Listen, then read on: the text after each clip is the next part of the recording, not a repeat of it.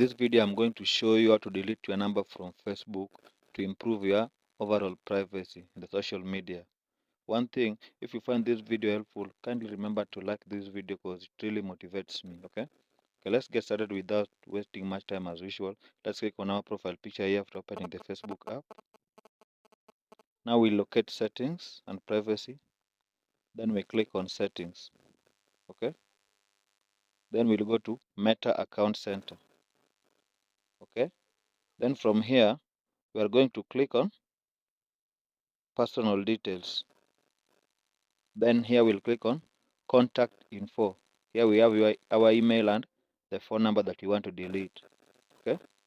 Now that we have our email here and phone number, we are interested in deleting the phone number. Let's click on the arrow there. Then we'll see the phone number that we are supposed to delete. Just click on this place for delete phone number.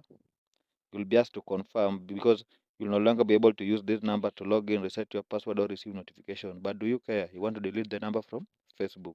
Just click on that delete button and you'll be prompted to enter your password.